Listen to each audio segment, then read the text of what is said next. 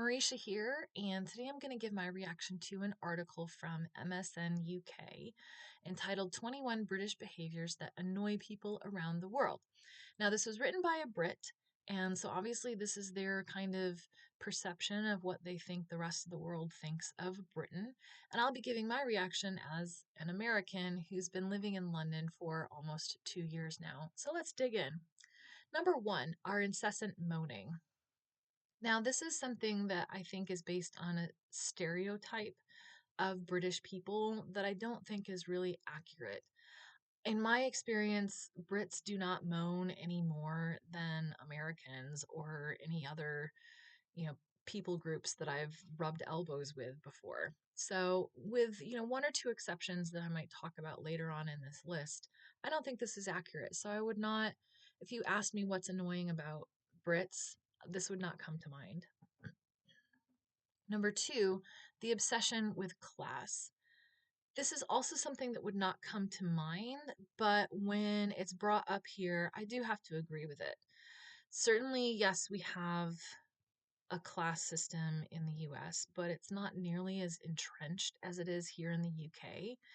And as a foreigner, I haven't had to deal with this as much as I think a native Brit would in terms of how they try to sort of um, like suss out what class someone is from and figure out kind of where they rank. um, the people will ask you where you live, and at first you'll think that they're just like making conversation or they're trying to figure out how easy it would be for the two of you to meet up, whatever. And then you realize that some of the people who are asking where you live, they're doing it because they're trying to figure out what type of neighborhood you live in and whether it's posh or whatever. And it is harder for them to do that with me as an American, obviously, than with an actual Brit. But it is frustrating to witness that and to know that it's such an entrenched thing and to see that there are a lot of obstacles to social upward mobility. You look at the admission rates for Oxbridge, and it's still basically just rich kids, not the smartest or most talented kids. Um, Number three, imperial nostalgia. And they write that they have a tendency to wistfully reminisce about the days of colonialism. I have never experienced that here. I have never heard somebody like wax nostalgic about imperialism. So I'm not sure where this person is kind of getting that from. No, that's not a thing. Number four, unapproachable in public. Yes, this is a thing. This is going to be a culture shock for you especially if you were from the Midwest in the US, where it is kind of an unwritten rule that you smile and say hi to anybody that you meet in the street, regardless of whether you know them or not. It's like considered rude not to, really. So when you come here and you start smiling at people in London and they give you dirty looks, um, it it's really frustrating, and you're just gonna be like, why are they so grumpy?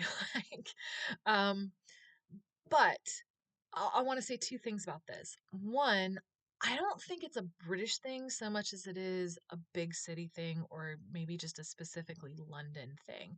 Because I've heard people talking about like northerners in the UK, so people from like York or Manchester or whatever, coming down to London and like they'll do the same thing, right? They'll smile at people and that's how people know that they're like a northerner, right? They know how that you're not from here because you're like friendly.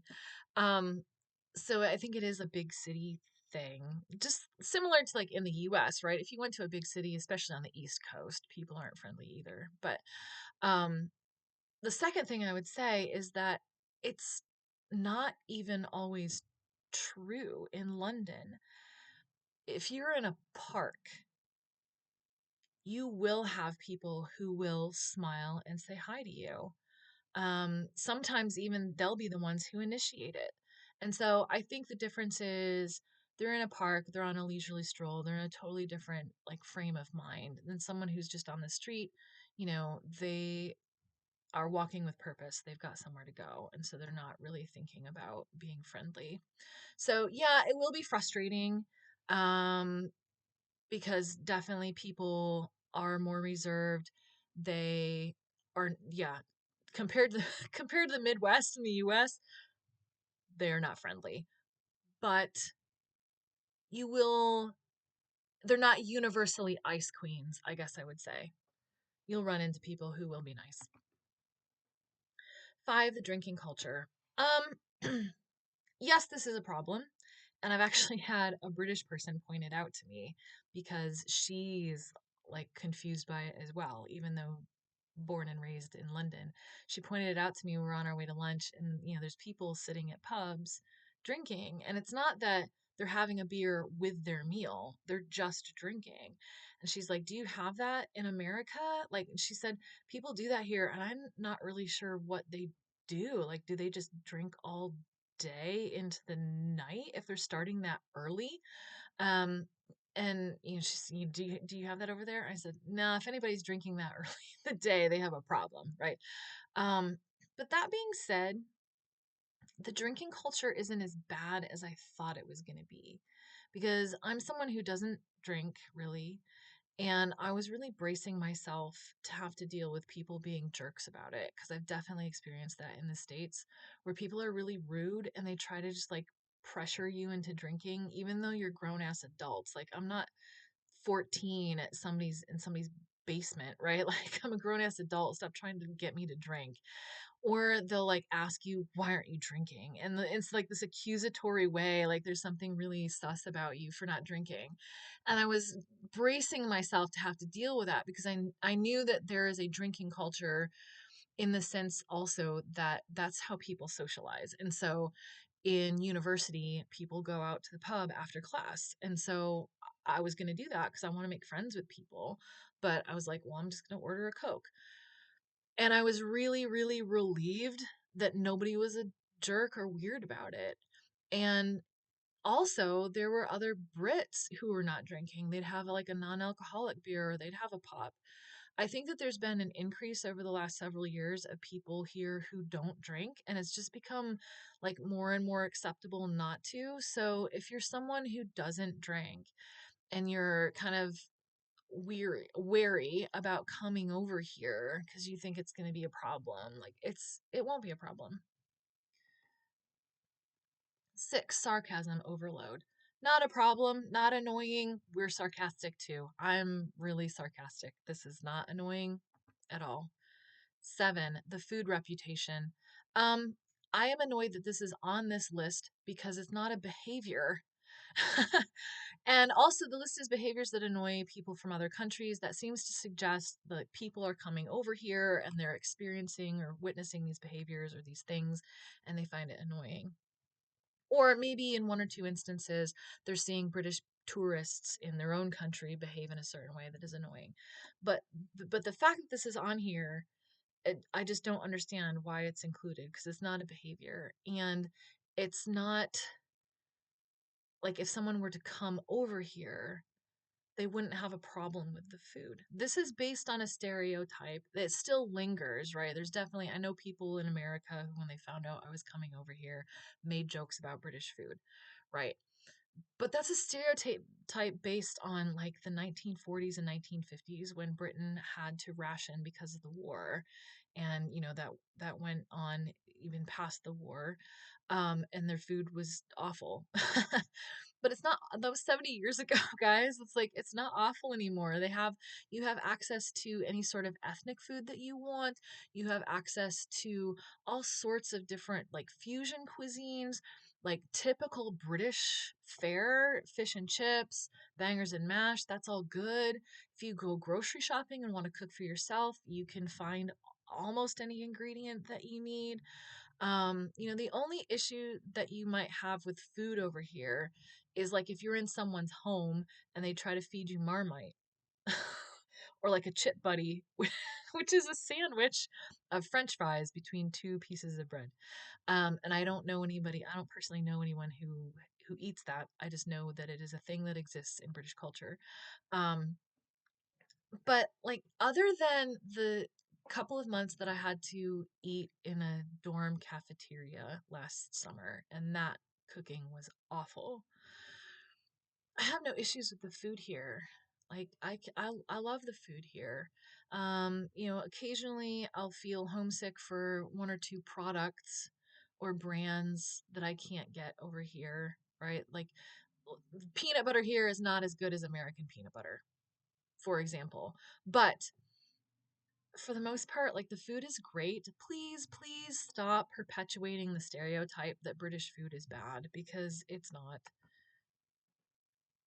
Number 8, Brexit chaos. This is something that I think really depends on the country that someone is from. I imagine if you're from an EU country, you would find the Brexit chaos annoying. As an American, really just more bemused than anything, but it doesn't really, uh, I'm not aware of how it really impacts me much, so I guess I don't really. The only thing I find annoying about it is that it is tied to um, a political party and a mentality that is xenophobic and all of that. That is annoying. I mean, it's more than annoying. But just Brexit itself. hmm. 9 is football hooliganism, and obviously for my American audience, by football they mean soccer. Again, I think this is outdated. I don't think that hooliganism is an issue anymore, at least not in public. Certainly, it is true that instances of domestic violence increase when there is a soccer match. But in terms of, again, public violence, having the big brawls that break out in stadiums that used to happen in the past, I don't really see that happening here. I haven't seen any reports of that since I've been here. And my understanding is that for, several years now, really the Premier League has been trying to make, soccer games in the stadiums be a family friendly venue and have succeeded in that. So, yeah, I don't think football hooliganism is actually even an accurate like thing anymore. 10, the weather obsession. Yes, this is annoying. This is, they don't complain a lot, but they do complain about the weather. And they talk about the weather ad nauseum. And that is annoying because the weather compared to the US is so mild, right? Their summers do not get as hot as Michigan summers. Their winters do not get as cold as Michigan winters. They do not get dumps of snowfall, at least not in London. If you go up into Scotland, sure. Um, they don't have tornadoes, they don't have earthquakes, they don't have like tsunamis. Um, they don't even have like proper thunderstorms. I think I've heard thunder twice since I've been here. And it'll be like a little rumble and then that's it. They don't have like a good, like hearty thunderstorm that lasts all day and you can just like sit on your porch and listen to the rain. I do miss that about the Midwest. So the fact that they talk about the weather so much when it's really not that interesting is annoying. But to be fair, their weather is more unpredictable in the sense that their meteorologists do not do a good job of accurately predicting the weather. And again, I don't think that's the meteorologist's fault. I think it's the weather's fault that it is a lot more unpredictable. And so you will have instances where maybe the forecast says that there's a 0% chance of rain all day, but then it will rain. So yeah, generally weather obsession is annoying, but I admit that now that I've lived here for a while, I've started to adopt that as a way to fit in. So I will talk about the weather um, in ways that I maybe wouldn't in the States. 11 is inflexible queuing. Okay, this is Brits love to talk about how they love a queue and like they're the only country that like queues. Guys, we do it in America too. The lining up is sacrosanct. Like, you cannot cut in line. If you do, someone will probably punch you. Like, I don't think that inflexible queuing is annoying. I think that if you come from another culture that has queuing, which again, I think most Western and certainly probably all English speaking cultures have, then it's very much appreciated. It's just another part of our own culture. It's not a strange thing to us. So I can see how it might be annoying to people who come from a culture that doesn't queue, right? Like when Turkmenistan doesn't. When I was waiting in line to get my train tickets, that was an adventure, right? But for as an American, no, this is not annoying at all. 12, imperial measurements. Okay. So obviously this is going to be annoying to anybody who comes from a country that uses the metric system. But obviously, as an American, the imperial measurements that they use, other than stones, like who uses 14-pound measurements, but is nice, right? It's like, oh yes, I understand pounds. Like I know if someone says how many pounds they weigh, I have an idea of what that is. The problem is that they do not universally use imperial measurements. They mostly use metric measurements. So they talk about a person's weight in pounds, but they talk about like produce or meat weight in metric, in grams or kilograms. And so, for example, if I'm bringing a recipe from home and the ingredients are listed in ounces, I then have to convert that into grams. And of course, the packaging isn't equal. So if it calls for a 14-ounce can of corn or whatever grams their can is, it's not the equivalent of 14 ounces. It's like I'm saying corn because I specifically have a family recipe of corn that we use for Thanksgiving. And to make it over here, I need like 1.5 cans of corn or something like that, right? It's just like, okay, so I sort of have to guess. I'm not going to be so uptight that I'm going to get like a scale to measure out, but I'm not going to complain about imperial measurements. I don't find that annoying. If I were going to complain, and again, I'm not, but if I were, it would be that they're inconsistent, that they use imperial for some things and metric for others. 13, over politeness. Not annoying at all. Again, this is very similar to my own home culture. I might even do a video that talks about how growing up in the Midwest America culture is basically British culture. So over politeness, nope, not a problem for me anyway. Number 14, the stiff upper lip. Okay, this again is right one of those British stereotypes that is, I think, not accurate, um, or is not unique in the way that I think British people like to think that it's unique. So, first of all, I think it's interesting to note that the very first recorded instance of using the term stiff upper lip, it was being applied to Americans and not Brits. And I can see how that would be the case because, again, at least where I grew up in the Midwest, we are very stoic when it comes to negative emotions. Absolutely laugh as loud as you want, right? Be your happy emotions, you can express them, you can be, fully like let go, but you do not cry in public and you do not lose your temper in public. And so it is very much a stiff upper lip kind of attitude in the Midwest. And so seeing it demonstrated in Britain or reading about it actually even before I came over here and knowing about it, right? Um, because it is very much touted as like the British stiff upper lip, whatever, blah, blah, blah. Always felt like you guys aren't special. Like that's not unique to you. And then also, it's not even really accurate anymore.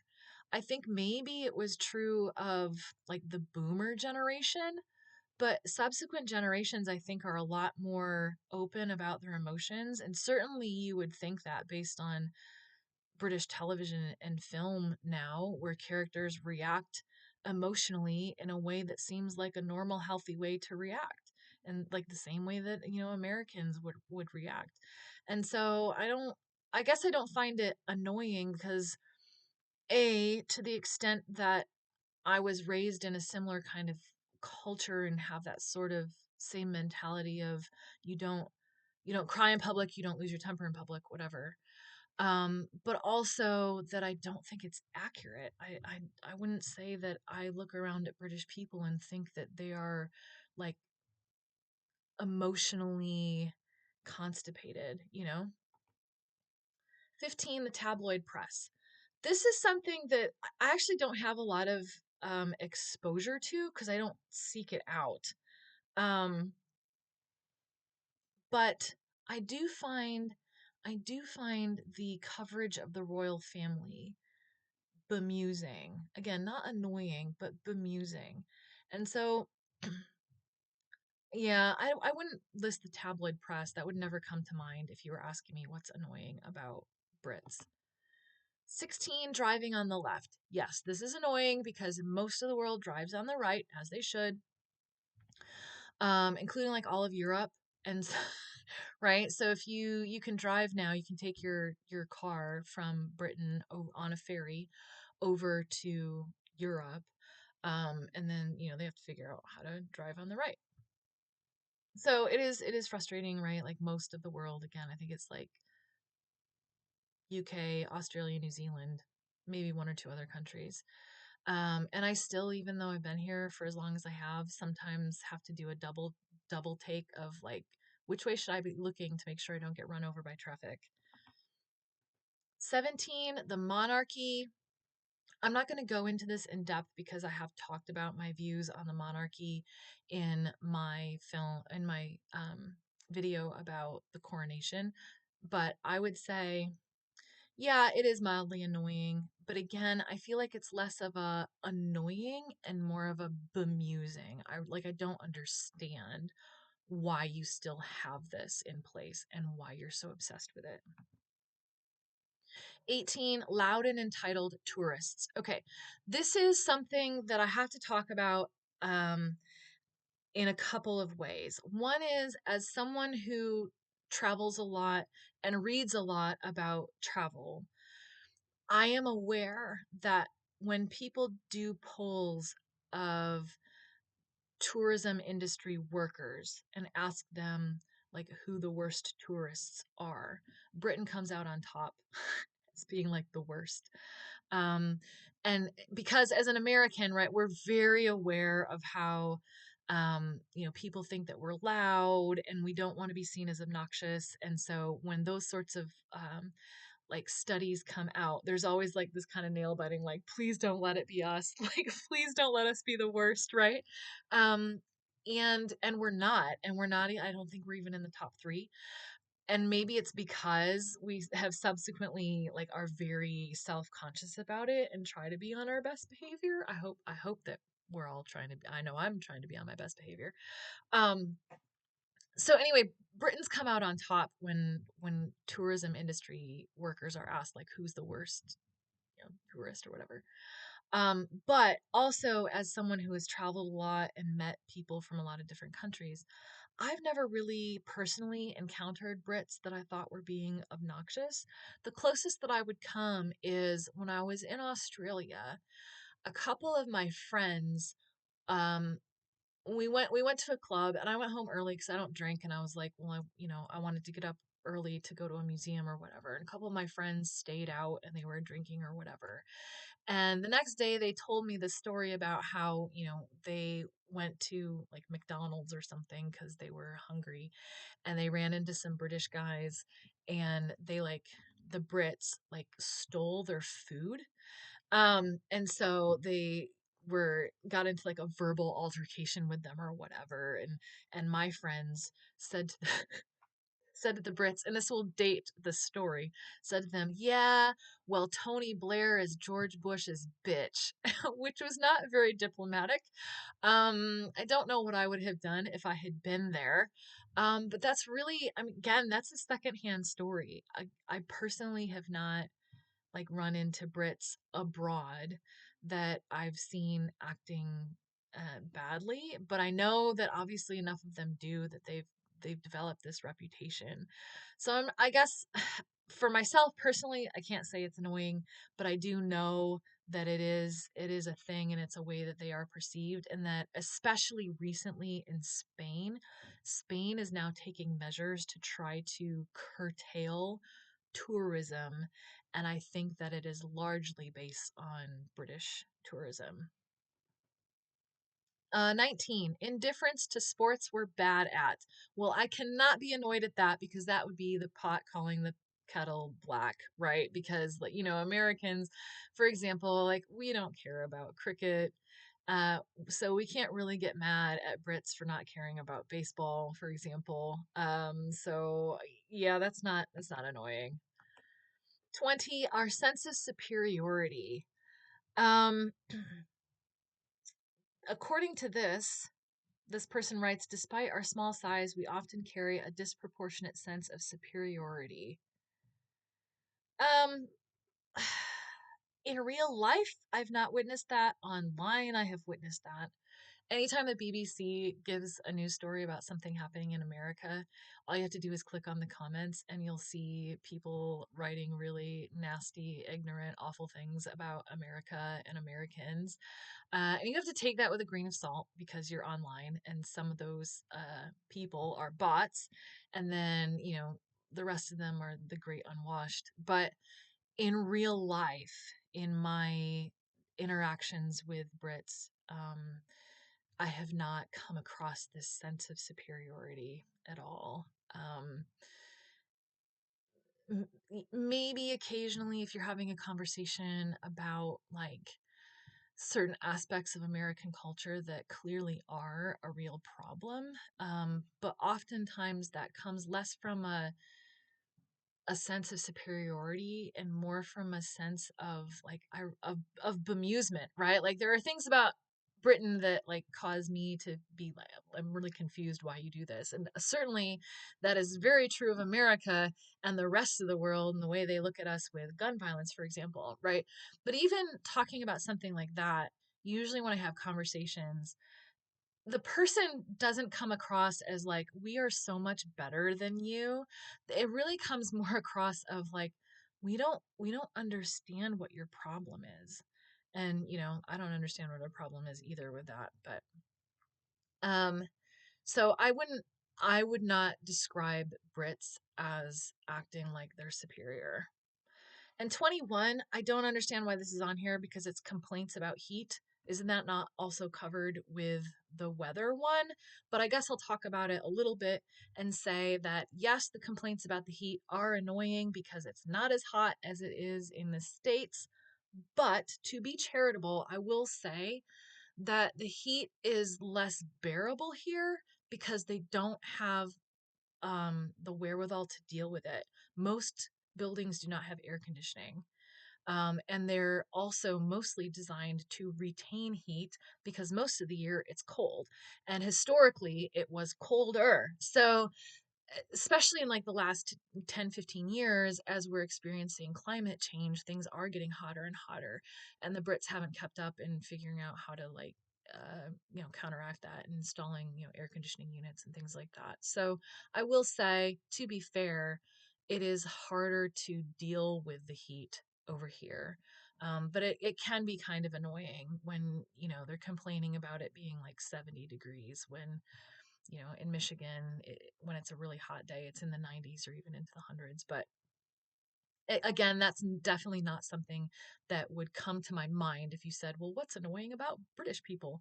Um, so there you have it. I would say what I hope is the biggest takeaway for you from this is that the vast majority of things on this list are either A, not annoying, or B, not even accurate, right? They're based on stereotypes that are, kind of, I feel, should be obsolete at this point. And so, when you are tempted to buy into stereotypes about Britain or really anywhere, don't. Especially things like the food, or this wasn't on the list, obviously, but it is something that comes up when people back home are like talking about Britain is like dental work, right? Like Britain actually has some of the healthiest teeth. They just don't bother to straighten or whiten their teeth the way that Americans do, but they're actually pretty healthy in terms of like strength and cavities and stuff. And like just don't perpetuate stereotypes. Britain actually is a lovely place, and again, most of these things I don't think are annoying. And the things that I did say are annoying, like they're not huge things. Like okay, they drive on the other side of the road. It's like not there aren't any really glaring things that I would say makes like Britain or British culture like awful, right? And I think that's probably true of most places. There, there's a reason that we buy into stereotypes, a reason that we do stereotype because our brain doesn't have the capacity to like not do that, right? It does serve a purpose, but just be aware of when something is a stereotype and be careful about buying too much into it, whether it's about a Britain or for my British viewers about America or anyone else. So like, subscribe, tell your friends how gnarly this channel is, and I'll see you next time.